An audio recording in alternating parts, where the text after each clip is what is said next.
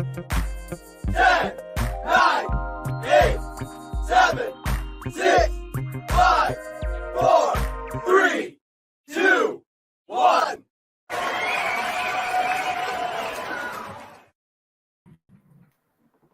I'm back.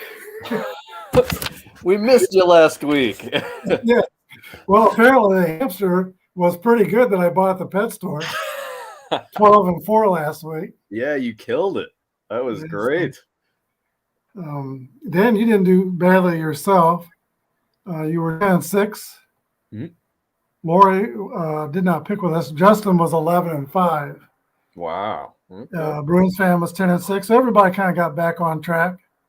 Matt struggled 8-8, but we gained 2 games on Rob's channel, so now we're up by 3.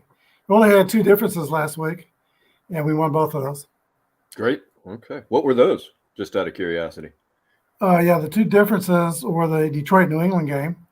Oh, yeah. And surprisingly, New England shut out Detroit. They killed them. Which moves Kansas City to number 1 in scoring in the NFL, 32 points a game. Yes. And New Orleans on the annual Taysom Hill Day beat Seattle. Oh, man, as I said on the last show, if Andy Dalton or Jameis Winston are playing quarterback, I'm confident the Saints will lose. But, man, Hill was great. How do you predict Taysom Hill, going off? But it does every year, somewhere along the line. Yeah. Well, the words for today are "let's all hug it out," because apparently that's the only way you can tackle an NFL quarterback since the Tua injury. You got to tackle him by hugging him. Yep. That's all that's left. Pick him up and carry him back 3 yards, and maybe they'll blow the whistle before he throws the ball. I don't know. Yeah, you got to have his arms wrapped, or he might throw a touchdown pass like Mahomes did. Yeah. When he was wrapped up in the Tampa game. Mm-hmm.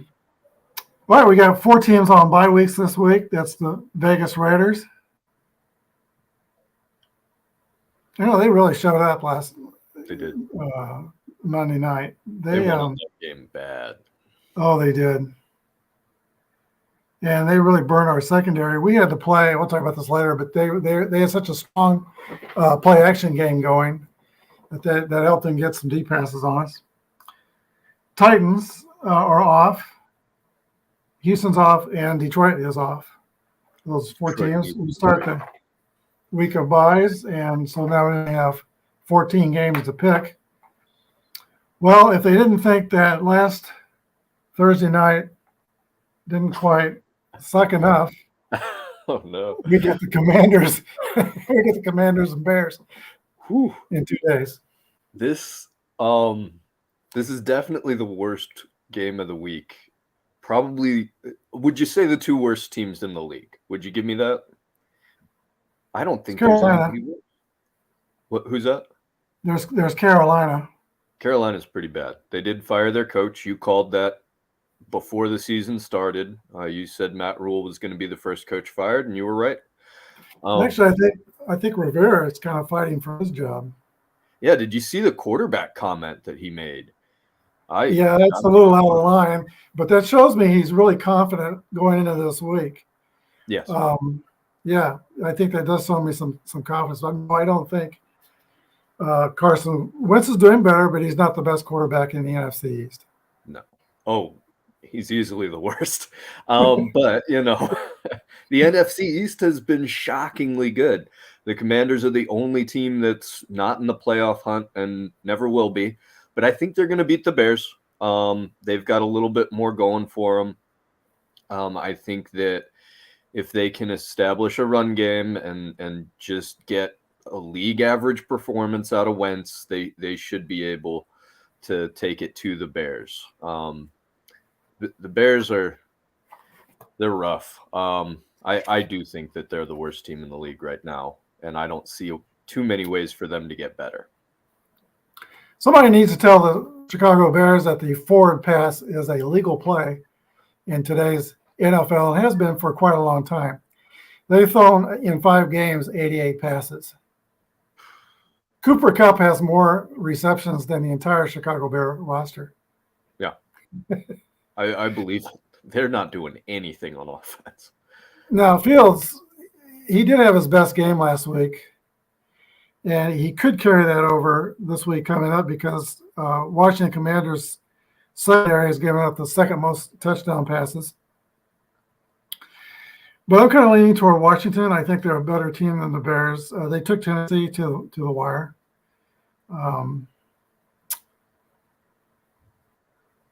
Play action passes tend to kill Chicago. So, Wentz might do the same. I'm picking Washington with you. I'm with you. They'll lose because that's the first time I've picked them to win all year. It's the first time I picked them too. Oh, by the way, Chicago's got the winter helmet. Yeah, they're going to go with orange this week. Oh, and cool. Also, the Atlanta Falcons are going with their throwback helmet. Oh, I like the helmet. Yeah. San Francisco 49ers at the Atlanta Falcons. The Niners are really starting to take off. They're putting it to some teams here that are pretty good. I expect them to make short work of a pretty injury-riddled Falcons team. I think that while the Falcons played the Bucs tough, the Niners are just a lot more talented, and they have great defense. Really, really well coached there. And I expect them to pretty easily handle a Falcons team that's without a few of their key weapons. Yeah, this is going to be in Atlanta. Like I said, Cordell Patterson is on the IR. And Algier, who I was talking up last week, was pretty unproductive last week. He only had 2 catches, not very many yards rushing. Mariota is struggling along. He's one of the bottom quarterbacks, 58%, 4 touchdowns and 4 pass interceptions. Grady Jarrett's having a good year on defense, 3.5 sacks. That horrible. Yep, should be 4.5, but they got him down for 3.5. Really, it's 4.5. So Atlanta is better than I thought they'd be going into the year. San Francisco is kind of starting to get it together. Jimmy G is got 3 touchdowns, no interceptions.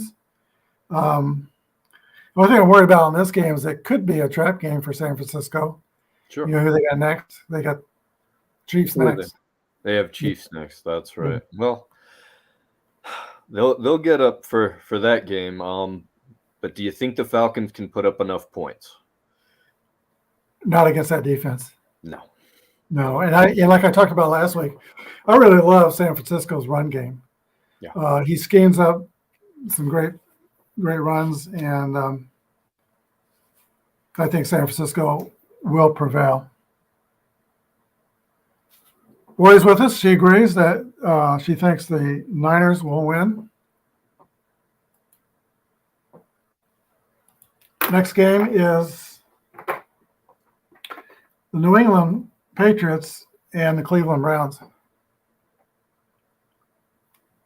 So can New England do that again? That was an impressive display. Zappe looked good.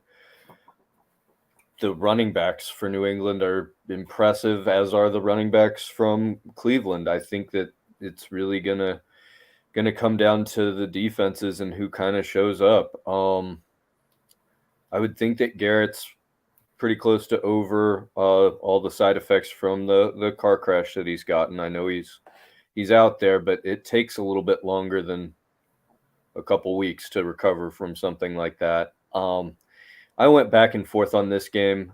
I wasn't entirely sure. I will take Cleveland. I think that they have a little bit stronger team here. But man, if New England gets it going like they did offensively, they could win the game. It should be a good one. Bill Belichick is really good at focusing on and taking away his opponent's main strength. And so New England's working on their run defense to face up to Chubb. Nick Chubb and Hunt. And Hunt. Chubb, of course, is having a great year. Conversely, the Patriots are going to be missing Damian Harris. Yes, yeah. Out with a hamstring. So that only leaves Stevenson. And there's actually no other running backs that have carried the ball this year for them. So I don't know if they're going to bring somebody up off the practice squad or what. Stevenson's doing well. Yes. But he's not the sort of guy that's going to carry the whole load. Did you see the video? They had a video up of Steve Belichick, who apparently works for the Patriots, Bill's son, and he talks and sounds exactly like his dad. and of course, he even thinks like his dad. Lori is on New England. Brissett, he's been doing okay, but he's been throwing some crucial interceptions. 3 of the last 4 games, he's thrown 3 interceptions, and they've lost each of those games. And we talked about last week how Brissett is not throwing the ball down the field. Cleveland's offense is rated up there. They're a top 5 offense. But if New England succeeds in controlling their running game, and I think they can, I think New England's going to win this game. There you go. That's our first difference. I've got New England. Lori's got New England as well. Next game is another throwback uniform. The Jets go to Lambeau Field to play the Packers in their throwbacks. Boy. Yeah. That'll be a good game. So I mean, you factor in home field. The Packers defense it's pretty good. They play well. I think that they're not leaning on their run game enough at times. They know that they can rely on those 2 backs there with Dillon and Jones. I would expect them to run the ball more than they do. But they, Aaron Rodgers wants to throw it, and he doesn't always have anywhere to put it. He's been let down by his receivers a few times. They really let the Giants back in that game up 2 scores. I would have expected the defense to hold up and get them a win there. That did not happen. But I don't know that I would be confident in seeing both New York teams beat the Packers this season. Zach Wilson's he's finding his way a little bit. Breece Hall has been a real difference maker for them. I've been impressed with his play, and their defense is fine, but I do think the Packers are figuring it out. I think that they'll keep unlocking things on offense, and I think they can beat the Jets. There's a lot of excitement about football in New York lately. Yeah. And I kind of think that one of the teams is going to be 4-2. Actually, I think probably both of them will be 4-2. We'll find out here in a few seconds which one's going to lose. But, Breece Hall had 170 yards from scrimmage, and every week he's been getting better. They've got the Jets have a lineman, Elijah Vera Tucker, number 75. He might be their best player.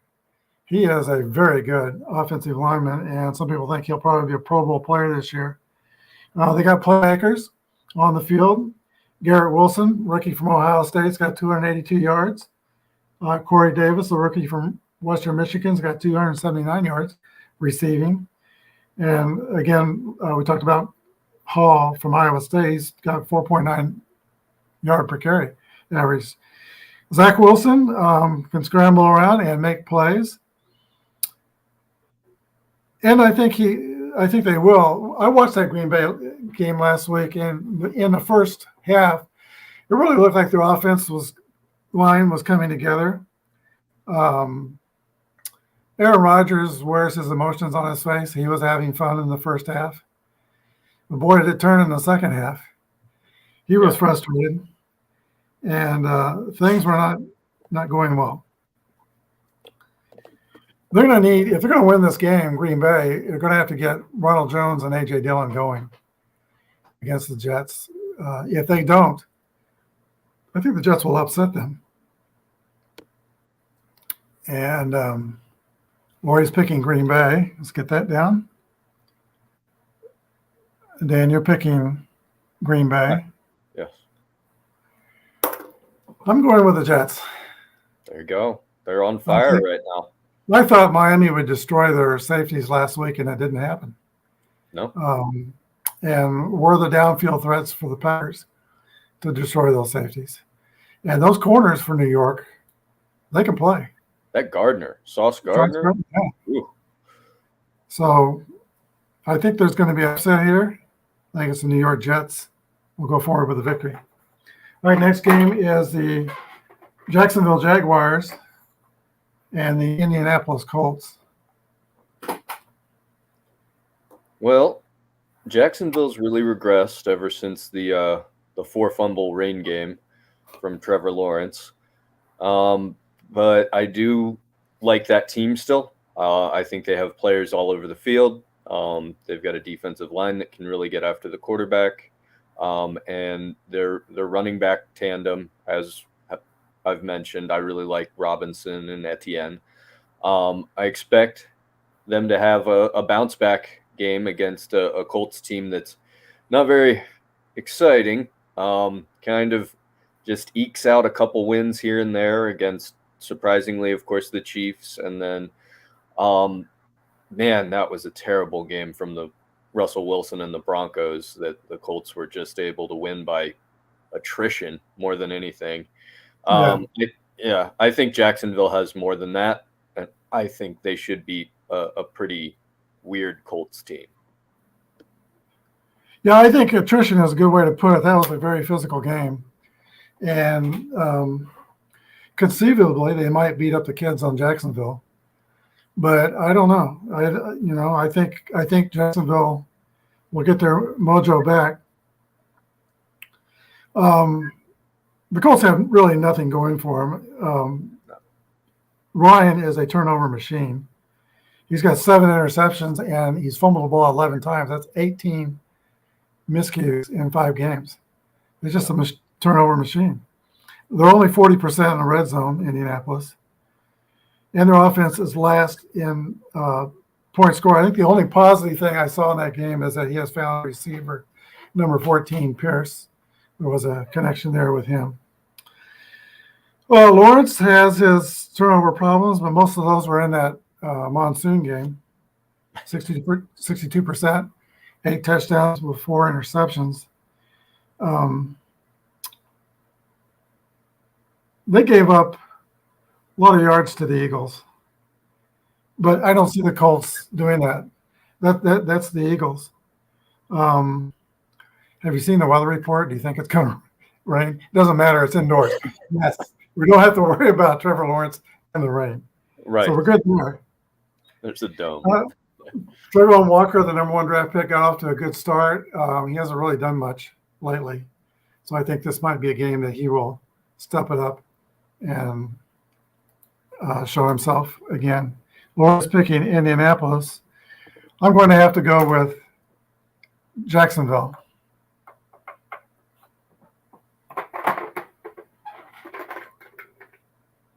Next game, Minnesota Vikings at the Miami Dolphins. Well, Miami's in trouble. They're going to have quarterback issues for quite some time, it looks like. They're down to 3rd stringer, and it looks like Tyreek Hill may be out with that foot. Is that what you've heard? I'm not for sure he's out. I know he's questionable, but he's questionable. That's the tough thing about Tuesdays. Yeah, it is. But I really do think that the Vikings have one of the top rosters, bottom to top. They're there with the Eagles. They lost a weird game, but other than that, they've been putting it together. They looked really good last week. I love the balance that they're getting. They're finally getting Dalvin Cook involved. The defense is starting to step up and hold teams under 20 points. And I really think that they will go into Miami and have a pretty good day, even though it is pretty far for a trip. I just don't see what the Dolphins are going to do at quarterback right now. Speaking of that quarterback situation, I don't think Bridgewater will be ready. No. The NFL and Miami is going to be very careful on the concussion protocol. But the flip side of that coin is that Skylar Thompson will get all the reps this week. And I think when he went in there last week, he probably hadn't gotten hardly any really reps at all. And he played well in training camp. I'm not saying he's going to have a good game. I can see some turnovers by the Vikings. They're pretty good at getting turnovers, especially Dantzler stripping the ball out of the receiver's hands, which was their win last week. Yeah. So I am worried about turnovers.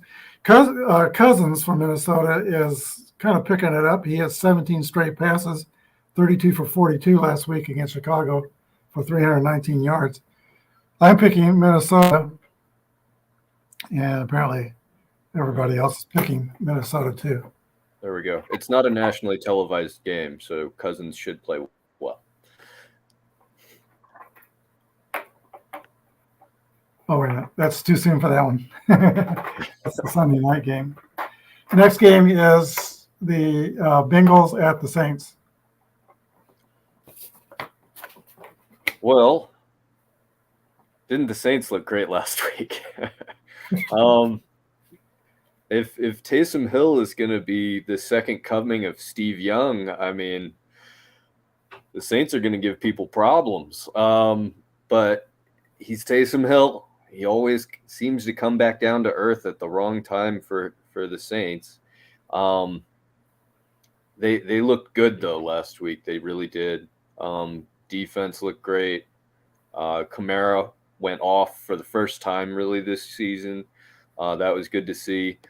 Burrow and the Bengals really struggled against the Ravens, in my opinion. The Ravens tried to give them that game in just about every way they could, and the Bengals just couldn't capitalize. They're having a lot of trouble getting Jamar Chase the ball. That was one of my biggest takeaways from watching that Ravens game. And the Saints defense is pretty good. I would say that the Bengals are probably favored here, and I should probably take the Bengals. So, but I think in this case, I'm gonna ride the Saints at home and see if all of those weapons and that pretty good defense can outlast Burrow. Yeah, Joe Burrow's kind of coming back home in a sense. He played some games in the Super Bowl when he was in the Superdome. LSU. When he was at LSU. New Orleans is not going to have – I don't believe they're going to have Chris Olave. He's in concussion protocol. So, and I'm not sure who's going to play quarterback for New Orleans. It might be Taysom Hill or is Winston going to be back? He's questionable still. Yeah, still questionable. So for the Cincinnati Bengals, they've still given up quite a lot of sacks. Their offensive line has given up a total of 18 sacks now. But the defense is good. And they've been working on the running game. Mixon was like averaging about 2.5 yards a carry. But now he's up to so he had a good week last week. He's up to 302, and he's up just over 3 yards per carry. That's rolling away. We can't have the Chiefs logo upside down. Right. So I'm going with Cincinnati. And Lori likes the Bengals as well. So we'll get you down for Cincinnati. All right, next game is Baltimore Ravens at the other New York team, New York Giants. This is a tough one. The Giants are really playing well. Daniel Jones Playing really good football, getting it done with his legs, making good throws to really a cast of, who's who. You're always looking up and trying to figure out who he's going to throw the ball to, but they seem to be making it work. Saquon looks great. They've been very effective out of the Wildcat. Bringing that back around has been a good look for them offensively. Defensively, they do enough. I wish I saw a little bit more out of that rookie Thibodeau. He seems to always be close to making a play, but he doesn't quite get there. From what I've seen, the Ravens, they did not play great against the Bengals, and they've given up some silly games here this season. But Lamar Jackson will be the most talented and best player on the field. That defense really needs to have a show me game. I like the Ravens here. I think that they will have a little bit too much for a very good 4-1 Giants team. Baltimore. Last year, the New York Giants played. I think they played their games tough. They were physical. Mm-hmm. This year, they play their games tough and smart, and that's been the difference. Dable and Flacco together. Flacco used to be the OC at Kansas City, going back, and Brian Dable, of course, was the OC at Buffalo. So you're kind of getting a mixture of those two offenses. And New York, without the receivers, they still got 4 receivers on the injury report. Last week, Jones had his bloody sock moment, referring back to shelling. Well, it was a bloody hand this time. Right. Yeah. But he's completing 70% of his passes. Mm-hmm. On the other hand, the Baltimore Ravens, Jackson, Andrews, Tucker, that's how they have to win. Yeah. And that's how they're winning. They're 4th in points in the NFL. Jackson's at 64%, 12 touchdowns, 5 receptions, got 1,400 yards passing and running. Here's the key stat for me. Baltimore is 12-0 since they've had Lamar Jackson against NFC teams. So good. I'm not going to buck that trend. I'm going with Baltimore.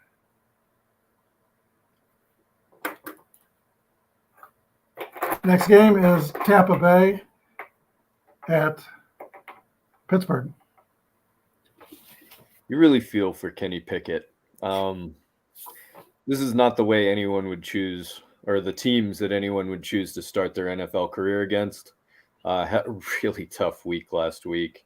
Only got 3 points on the board, and I don't see too much of a difference happening this week. The Buccaneers have a punishing defense. Shaq Barrett is out there on a mission this season and is one of the premier defensive linemen in the league. I think that Brady is getting a little bit better at life without Gronk. And I know that Fournette is going to have a game because he's really starting to click. Had a huge game last week, and I expect more of the same from them. And their weapons are getting healthy. So behind that defense and with Brady throwing it and Fournette rushing it, I just don't think the Steelers are going to be able to keep up. Yeah, the reason the Steelers are losing is not because of the quarterback position. No. Pickett threw for over 300 yards. He'll probably throw for over 300 yards against Tampa Bay coming up, but they were kind of like come from behind yards. We got to catch up. Garbage time yards. And I think it'll be the same thing coming up this year. Tom Brady's coming off 2 300-yard games. Pardon me for stepping up on the soapbox, but there is obviously a Tom Brady rule in the NFL. When you see him get slung down, quote unquote, and roughing the passer called on that against Grady Jarrett, terrible. That was a horrible call. Yeah, and it changed the game. And that same crew, Jerome Boger's crew, did that last week. That's the one that the roughing call I think that was in the Baltimore game that affected that. So that's 2 games in a row they've affected with that stupid call. You can't talk to Brady. You better not nudge him. If you should tackle him, smash his helmet into yours, and it's nothing. Oh, not a problem. Or he can kick you when you're getting up, as he tried to kick Jarrett, and that's nothing. Yeah, it's wild. You saw that? Yeah, you saw that. But you don't need to hit Tom Brady to get a penalty. And if you do, you'll for sure get a penalty. And if you ever hurt him, you'll probably get banned from the NFL for life. Might be, yeah. And I'm not kidding. And of course, what we were saying, I'm protecting the quarterbacks, and we have to after the Tua incident. But the Tua incident was totally different. Yeah. The problem there was they lied about his injury and put him back in the game, and he got another concussion. That was not the way Tua. The problem was not the way Tua was tackled. No. So this is a total overreaction, and the NFL is not going to do anything about it. They're going to have a. They said they're going to bring it up in rules committee in the off season. Yeah, that's ridiculous. They don't need to do that. They are going to have an owners meeting next week, so maybe those owners, if they're upset enough, they'll do something. But if the NFL wants to, they change the concussion protocol in 1 week. If they want to, they can do that in an instant. So why wouldn't they want to? Well, for one thing, and this will be a theory that might arise from Justin. If the NFL can use that penalty to control games and pick and choose winners and losers, like Justin and I accused them of doing last year, that's the way to do it. Yeah, that's an easy way to swing a game. That's the easiest way to do it. So they're going to have to consider how much trust they're losing with these amongst NFL fans with these ridiculous calls. They were booing for 10 minutes in the Chiefs game. Oh, it was bad. I'm surprised Jeffers came back out for the second half. I thought he was going to get hit in the locker room there, or in the tunnel at the very least. The excuses that the refs are making, it doesn't add up. It doesn't make sense. He clearly tried to, with Jones, he clearly tried to brace himself. He didn't land with his full body weight on Carr, and it was that should have sealed the game for the Raiders if the Chiefs hadn't come out and played fantastic in the second half. Okay, we all have the Bucks. I had a game in California when I was an athletic director where the referees had a especially tough. It was a playoff game. They had a especially tough game, and the head referee came to me in the fourth quarter. He saw me standing on the sideline, and he said to me, "Can you find 4 large men to escort us to our cars after the game?" I don't blame him. Yeah. Well, I found them 4 large men, and they made it safely to their cars. Good job. Next game is the Carolina Panthers and the Los Angeles Rams at SoFi. Yep. Baker's out. Not that that's going to change my pick here. Panthers, this is not what they wanted to see this season. They're having a tough time. It comes down really, I think, to the coach they picked 3 years ago. They gave him too much control, and he used it to kind of just erode all trust with his players. I like a few of the pieces on this team, but I think the Rams, even with all the trouble they have blocking for Matt Stafford, are going to have a much easier game, of course, because the Panthers just aren't that good. And I believe that the Rams get back on track this week. I saw a disturbing rumor a few hours ago, the good old NFL rumor mill, that the Buffalo Bills are looking to trade for Christian McCaffrey. Wow, that would be huge. That would be huge. I hope it's a bad joke. Yeah, right. If they give up like a 3rd-round pick for Christian McCaffrey, I'm going to lose my mind. Makes a lot of sense. Yeah, it does. Singletary's not getting it done in Buffalo. For me, the Los Angeles Rams, this is a must-win game. They are 2-3. San Francisco looks like they're getting on a roll. Arizona could be getting on a roll. Yeah. I think LA's going to be coming into this game knowing they really must win this game. The other thing is, though, they've had 6 different combinations. This will be coming into the 6th week, and they've used 6 combos on the offensive line, and they've not been finding any answers on the offensive line. Fortunately, Panthers have only one reliable pass rusher in Burke, who's got 4 sacks, but nobody else has got sacks on that line that I'm aware of. No. So, I think Los Angeles beats Carolina. And please, God, can they stop hiring college coaches to coach in the NFL? After Urban Meyer and Vern Rule, it's just not working. It's 2 different worlds. It really is.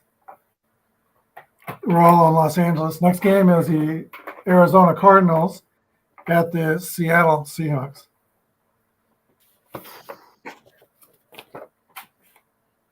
This is going to be... Now, is Hopkins back next week? Because he's suspended for 6, right? So he'd be back next week for the Cardinals. Yeah. No DeAndre Hopkins, but is it DJ Moore they got? No. Who's the guy? DJ Moore's with the Panthers. They've got Rondale Moore. Rondale Moore. Oh Yeah, he's a good player. These 2 teams are very similar. They have quarterbacks that make electric plays, and they have some downtime. Geno Smith is, I think, a top quarterback in this league. Is he top 6 or top 5? I think he's have the highest passing rating. He's up there. 112, 113, something like that. Yeah. He's playing well. He has no defense behind him. He's clicked with the receivers. They seem to really like him. Seattle's home. Arizona is one of the more bizarre teams. They find weird ways to lose. But I know that they need this game, or Kingsbury might not be the head coach for much longer. Kyler Murray is in attack mode for sure. And if they hadn't hired the kicker that blew so many kicks for the Chiefs, why would you sign him? He just had a tryout where he just bombed. And they're going to have a different option next week. Yeah, maybe. I mean, I would think that there'd be more than like 2 guys in the world that can be signed as a replacement kicker, but I guess I'm wrong. I went back and forth on this game. I'm going to go with Arizona. Okay. This week in Seattle, they're going to put Sean Alexander in the Ring of Honor, so they know Sean Alexander will be in the house. They might want to suit him up because Rashad Penny is gone for the year. Yeah. Broken fibula, and that's too bad. I cannot pick Seattle with that defense. I know that Kyler Murray is probably not the brightest light at the quarterback position, especially after last week and the contract he got. But I think he's going to shine pretty bright this week against that defense. I think we're going to see a Kyler Murray show. And the other thing about this game, Arizona has lost all 3 of their home games, but they have won both their road games. Mm-hmm. So they've been pretty good road warriors.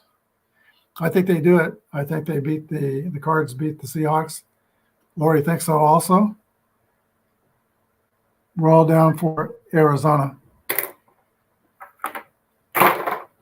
All right, let's go to one of the two War of the Worlds games that's coming up this week.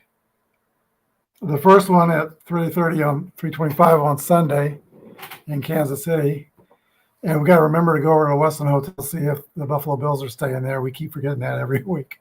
Lori and I, the game gets over and we kick ourselves because we didn't go over and see the players before they left to go to Arrowhead. So we got Buffalo at Kansas City. Honestly, I got to wait and see who you pick. I don't know. Yeah. Wow. Not an easy one by all means. I just man, the Bills' offense is clicking. Yeah, they're not running the ball, but Josh Allen seems to be able to make up for just about any flaw in the ointment there. Anything that team needs, he seems to be able to give them. That's very good defense over there. They're rotating linemen like crazy and not seeing really any drop off in production as they go between guys. That's their defensive backfield is getting healthy. They're starting to get a couple guys back. The Chiefs are, they're the heart attack team for me. Some weeks it's just down to the wire, and they just seem to make enough plays, regardless of the competition, unless it's that weird Colts game. But I've forgotten about that one. I took a pill. That was a trap. Yeah, that was. So, with what I saw from the Chiefs defense, from what Mahomes puts together, my head says that the Bills are going to win this game. But give me the Chiefs. I think they can do it. I normally don't pick teams that have a lot of ifs swirling around them, and the Chiefs in this game have a bunch of ifs swirling around them. But they've been answering the questions. Mahomes we were really looking at some pretty amazing times between in the Andy Reid era and in the Mahomes era. When Mahomes is down by double digits going into the second half, his record is 12-6. 67%. Is that 67%? Something like that. In the history of the NFL, there is no quarterback that's over 38%. Talk about the Stablers, the Elways, everybody is at under 40%. Mahomes is at 67% in 18 of those games. It's amazing. One thing that's encouraged me about the game is that last week started looking like a trap game again for the Chiefs, that first quarter and a half. It looked like they'd probably been spending 2 weeks preparing for Buffalo, like I'm sure they spent 2 weeks preparing for Tampa Bay and laid an egg in Indianapolis. So that encouraged me. There is a revenge game for this because Indianapolis came here last year in the middle of the year and handed it to us 38-20. Yeah. And they gave us all we could handle in the division playoff game. Still one of the greatest NFL games ever played. Best I ever know about it. Here's the other thing that's encouraged me, and that I think the Chiefs have been working hard on this. And of course, Buffalo has too. Buffalo designs their roster to try to beat the Chiefs. And it's been that way for a couple of years. But in that game against Las Vegas, Vegas started out with their normal offense with Darren Waller out there, which we beat them last year twice handily, putting more than 40 points on them in both games. But then Waller is battling an injury. It took him out after about 6 plays. And they went to this heavy set offense. Yeah, 6 offensive.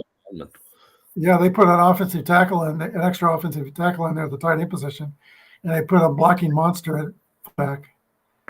And we weren't ready for that. They ran the ball down our throats. Josh Jacob had over 150 yards. 154, yeah. I saw a stat where the Raiders had 150. No team in NFL history has ever lost a game where they had a 154-yard rusher 100-yard receiver, 2 passing touchdowns. There was something else in there, but no team's ever lost a game like that. And now the Raiders have, and that's because the Raiders are apparently still the Raiders. They had 11 penalties. That crucial first drive in the third quarter, they had 4 penalties in that drive. Yeah. You know, the momentum had turned. We go for a touchdown in the opening drive.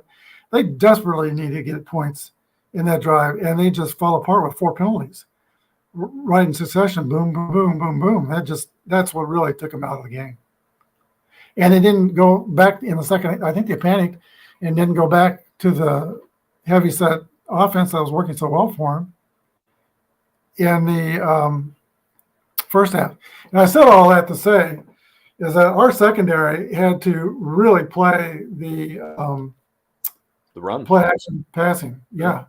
So when they faked the run, everybody had to bite on it because, or Josh Jacobs would break them and go all the way. Yeah. So that's why they got 2 receivers behind us. Now I'll give us credit on that third one where the 2 Oakland guys or 2 Vegas guys crashed into each other when Renfro took out the Adams. That was a good play by the Chiefs defense with Jalen Watson pressing Adams at the line of scrimmage. That screwed up the route. And Renfro didn't see it, and that's why he ran into Adams. Renfro should have adjusted. Coming into the Buffalo game, we're not going to have to honor. We do not have to honor those play action passes. When Buffalo likes to use play action, but Singletary, he's not going to scare us to death. He never has. So I think we're not going to get Buffalo receivers streaking down the field 10 yards ahead of our safeties, like we saw in the Raider game. That play action is just not going to work. I hope Mike Dan is back. And I don't know what's going on with Fred Clark. You know, he's having recurring illnesses. When he was in there, he's playing good, but he only played a quarter, and he was out. So those are the 2 things that are giving me some hope. I'm picking the Chiefs. Lori's picking the Chiefs. We're going to come back to this game and talk about it a little more later. Next up is the Sunday night game, the other War of the Worlds, Dallas Cowboys and the Philadelphia Eagles. This will be a tough one. Well, the Cowboys are playing great. That defensive line is one of the best units for any team. The Lawrence and Parsons are just monsters out there. They're just taking it to every quarterback they run through. Cooper Rush is probably the perfect quarterback for that kind of a defense. He is going to control the ball. He's going to be consistent, making good over the middle, intermediate throws, not try to do too much. And man, does Pollard looks good when he's in there and healthy. He's definitely, in my opinion, surpassed Ezekiel Elliott as the back for the Cowboys. I know they'll never say that, but I know what I see. Eagles, last undefeated team, very good everywhere along there. I think that with Hurts's ability to move the pocket, their offensive line play may negate a lot of what Dallas's pass rushes are able to do. I don't say it's going to be a complete nullification of that pass rush, but I know that they will be able to move the ball around. Eagles defense is great. I would line them up against anybody. Miles Sanders having a fantastic year. I think that the Eagles go run heavy, control the ball, and beat the Cowboys in this game. The Dallas Cowboys defensive front is just outstanding. Let's start with Armstrong from KU. Who I said, what coming? This week, I'm going to be talking about him every week. This week he had a strip sack and he blocked a punt. So hey, he's rolling along. Dallas had over 160 yards rushing, or they're averaging over 160 yard rushing. I think the key here is when Dak returns, they can't forget about the running game. They've got to stay balanced. I don't think Dak is returning this week. He tried to throw in practice last week. It didn't work. He's going to try to throw in practice this week. But now I think Jerry is not in such a big hurry to get him back in with Cooper Rush being undefeated at 72%, 4 touchdowns, and no interceptions. Cowboys defense is for real. They're a Super Bowl defense. They haven't allowed 20 points in any game this year. The Eagles, the one chink, I talked about the Eagles being a beautiful team last week. There is one chink in their armor. They're giving up 5 yards of rush. And, Ezekiel Elliott's at 3.8 and Pollard's he's well over 5. Yep. He had that long touchdown run last week. So I think we're going to see some big plays by either team. Philadelphia has 44 big plays. That leads the NFL. Sanders, 414 yards, 4.8 average. And then you got this unbelievable receiving core. A.J. Brown, 436 yards. Devontae Smith from Alabama, 353. And the tight end's got 335. Yeah, Goddard. He's having a big year. So everybody's down on Philadelphia. I think this is going to be a great game.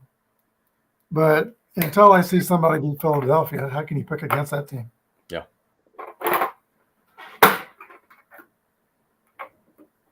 All right, let's go to the Monday night game. The Denver Broncos and the Los Angeles Chargers. Well, even with the Chargers' lack of a home field advantage at times, the Chargers look great. They unlocked Austin Eckler. That's the key to their offense. If they can continue to get that production out of him, they control that ball. He's active in the passing game. And then you've got Mike Williams over the top. It's just almost unstoppable with a quarterback like Herbert in there. They're starting. I mean, they've got the replacement 6th-rounder rookie at tackle right now, and he's holding up okay. I expect him to have a little bit of trouble with a very good defensive line from the Broncos. They're going to be just fine. They've got Randy Gregory and and Chubb out there, and it's if the Broncos can make it ugly, they will. But I just don't think they're good enough on offense to stay with the Chargers points wise. Russell Wilson, that trade is looking like a complete bust. He's being outplayed by the guy that replaced him in Seattle, and doesn't look like he's even close to getting it figured out with a very talented receiving group in Denver. It's very puzzling to me. But, guys get old fast in the NFL, and it looks like it might have happened to old Russ. Yeah, I agree on Russell Wilson. The other thing about Denver is they've come off 4 very physical games, and it's taken a toll. They've lost Devontae Adams for the season. Last week, they lost offensive tackle Bowles, broken leg. And they also lost a starting cornerback Darby. He's out for the season. Those are big losses for them. Yeah. And their offense is 31st in the NFL. They're just not getting off the ground. And Russell Wilson, I said he was a poor man's Kyler Murray last week, and I don't even think he's really adds up to that either. He's battling, not talking a lot about it, but I think he's battling some shoulder problems. And his passes don't look great. No. The only positive thing that's happening at Denver is that linebacker Chubb's got 5.5 sacks and 4 tackles for losses. He's having a monster season. But look at Melvin Gordon. He's taking a step back. He's got 4 fumbles. Mm-hmm. If he were playing for Andy, he wouldn't be playing. They'd bring up somebody from the practice squad. Sure, and that's why the Chargers let him go, was because he had trouble holding onto the ball. He had fumbles. And now the Chargers have Austin Eckler, who got off to a slow start, but he is rolling now. 313, 5.1 yard average. And Justin Herbert looked like he didn't have a fractured fibula. I mean, he's 67%, 10 touchdowns, 2 interceptions, 1,478 yards. Keenan Allen probably still out. I think they're going to be careful with him. He's questionable. They keep saying he's coming back, but I think at least one more week. So Staley is back to his gambling ways and is going for it on 4th down. Almost gave the game back to Cleveland, but they missed it. Fortunately, they missed a 54-yard field goal. So I'm also looking at this game. Which coach is going to cost them the game? Staley or Denver's coach? Right. Well, I think each coach is going to cost their team 2 or 3 games this year, at least. Yeah. That's kind of what happened last year with the Chargers. And it looks like it's still something that's on the playoffs again. Yeah. But I think in what could be an ugly game, I believe the Chargers will prevail. And Lori has the Chargers. Also, now, before we go, Rob Channel did his picks last night on Monday, kind of unusual. So I've got his picks, and we need to figure out which ones we want to send to him. We all agree on Washington, but Rob's picked Chicago, so that's one difference. And by the way, we won both our differences last week, so we're back up to 3 ahead of his channel. Everybody picked San Francisco, so we're going to send him San Francisco. His channel picked New England. I picked New England. You picked Cleveland. New England. And Lori picked New England. So we'll stick with New England. Okay. All right. Everybody picked Green Bay except for me. I'm picking the Jets on the upset. Do you want to send in Green Bay? Well, Lori, weigh in. I think it's a fun upset pick. She picked Green Bay. Yeah, she did. I'm thinking Green Bay is really an average team right now. And the Jets can put up a lot of points on anybody.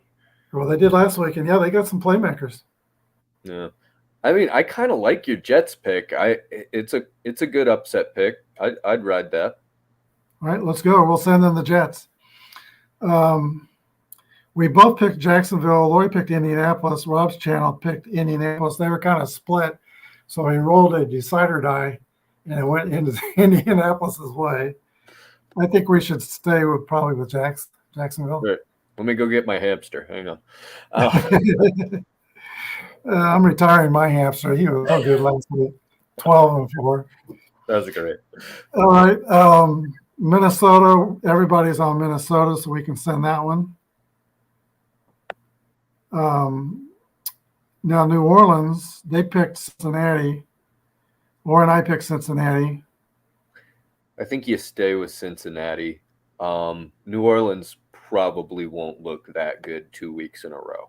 That would be a tough ask for that football team. Baltimore. Lori's got New York in the Baltimore game. Rob's channel's got Baltimore. You and I have Baltimore. I like Baltimore. I really do. Yeah, I like Baltimore. Everybody's got Tampa Bay, so we'll stay with that one. And everybody's got Los Angeles Raiders. We'll stay with that. We all 3 have Arizona. Rob's channel is really high on Seattle. They must not think that defense is Swiss cheese. Terrible. I know they got some aren't good. They got some superstars on offense. Yes. Penny went down, and the defense didn't get any better. Yeah. So we're staying with Arizona. I like it. They picked Buffalo. And we're going to stay with Kansas City. Yeah. So, we can play it safe. And it won't be so emotional next Sunday night for us. I mean, we can feel good either way. Okay, well, we lost to Buffalo, but we won the pick. Yeah, right. Yeah, that's kind of like kissing your sister. I don't think we want to do that. Um, that's not a good way to go. I put the Chiefs in there. Come on. All right, we'll stay on the Chiefs. Everybody's on Philadelphia, and everybody is on the Chargers. So we have only 4 differences: Buffalo, Seattle, Indianapolis, and Chicago. I feel good about those. I think we're going to have a day where probably we're going to be okay. I think so too. I'm happy with the picks. Well, it was another good show. Dan, thanks for joining me, and I'll try to give you some heads up. No worries, we got there. On my channel, I do a 11 o'clock baseball game every day live. And when I set the shows for those, I sent my invite. I have my camera for the helmets, but I forgot to send it to you. And I'll try not to never do that again. We'll be okay. We made it. It was 5:58, but we got there. Okay, we've been on for an hour. There's playoff baseball on TV, all kinds of things to watch and do. Thanks for watching. Have a good day, everybody, and God bless. Thanks, Brian. Thank you, Dan.